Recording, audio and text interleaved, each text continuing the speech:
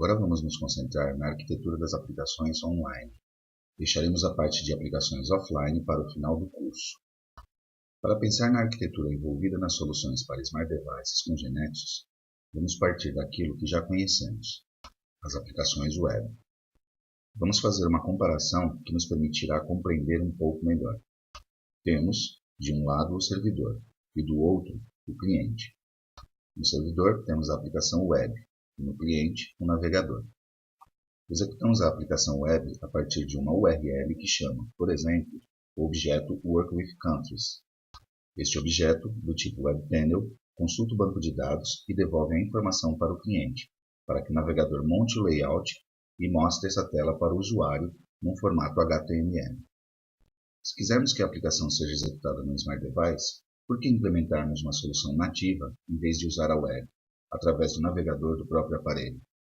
É porque queremos que a aplicação interaja com as funcionalidades próprias do aparelho, como a agenda de contatos, o calendário, e além disso, que tenha uma aparência e usabilidade similares ao resto das aplicações nativas, como havíamos visto antes. Vamos seguir, então, exclusivamente com a aplicação web. Generalizando, se desejamos que alguns dos objetos da aplicação que processam e devolvem dados estruturados, por exemplo, transações como Business Components, os procedimentos ou os Data Providers, se quisermos que esses objetos possam ser consumidos por outros programas, não necessariamente implementados por GeneXus, através da internet, tanto de um notebook ou PC como de um Smart Device, uma boa alternativa é expô-los como REST Web Services. Dessa forma, serão APIs da aplicação, formando uma camada de serviços. Com isso, passamos a ter uma arquitetura de design REST, que pensa nesses programas como recursos. Dessa maneira, qualquer programa que tenha acesso à internet, conhecendo a URL de qualquer destes web services, poderá chamá-los através do protocolo HTTP, com os métodos GET, POST, PUT, DELETE, dependendo do que precisar.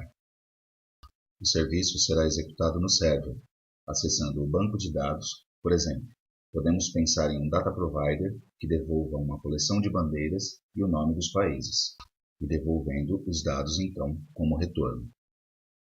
O cliente chama essa URL e quando esse serviço ou data provider é executado, o que faz é devolver um JSON com essa coleção de países para o cliente.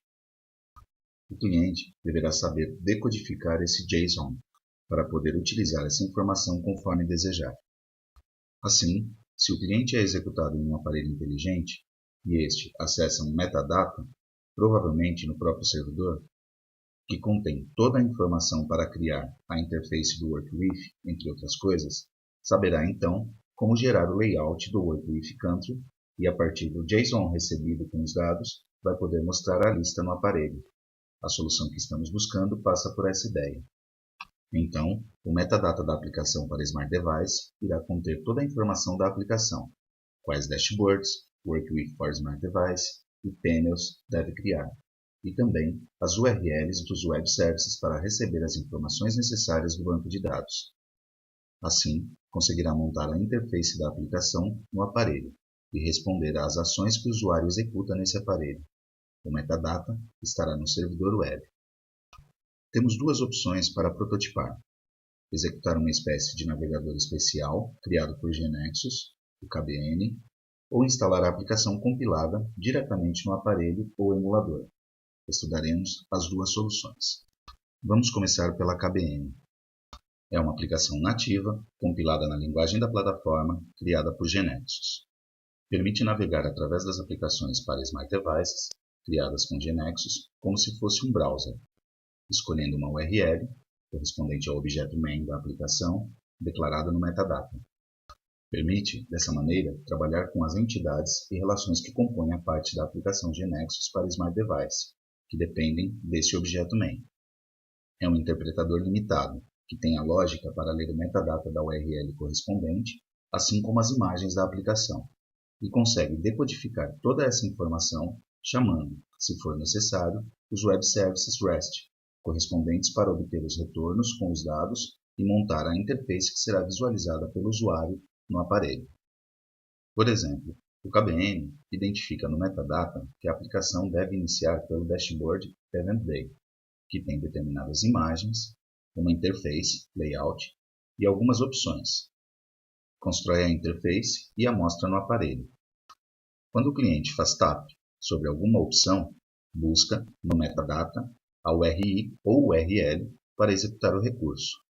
No exemplo, Countries, um data provider que devolve a lista de países consultando o banco de dados. Isso acontece porque o KBN executa os serviços via HTTP REST, com o qual acessa o banco de dados para obter a coleção de países em um JSON, e esse JSON é retornado para a KBN que, juntamente com as informações do metadata, tem tudo o que é necessário para construir a tela que é mostrada para o usuário no aparelho.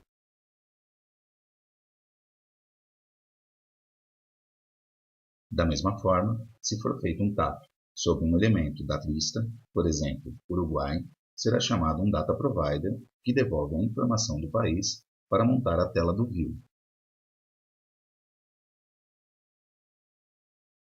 Depois, se fizer um update, um delete ou um insert a partir do list, é mostrada a tela de edit, e ao tentar gravar, o serviço REST chamado será um business component, que realizará a operação correspondente no banco de dados e devolverá para o chamador o resultado da operação.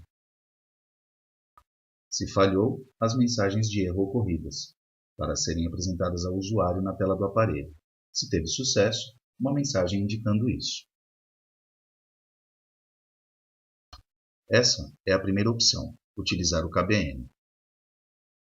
Como dissemos anteriormente, não era a opção mais indicada, sobretudo pensando em Android, porque o KBN, por ser um interpretador, não vai nos permitir interagir com todas as funcionalidades do aparelho, e além disso, não terá incorporadas todas as funcionalidades que uma aplicação compilada possui.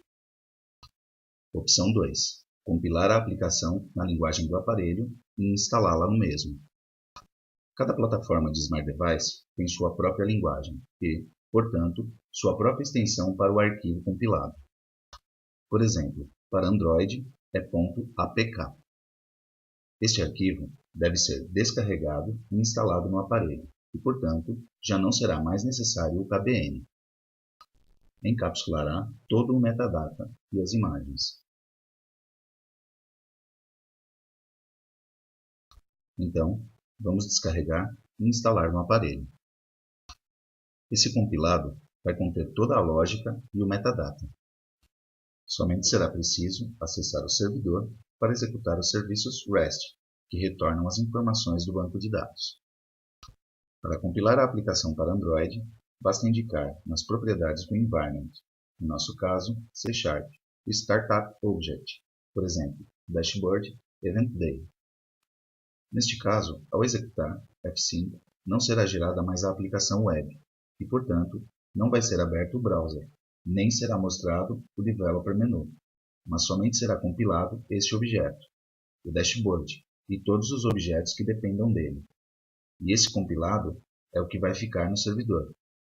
É desse local que devemos poder baixar o compilado para instalá-lo no aparelho, ou, se estivermos usando um emulador, será aberto diretamente neste.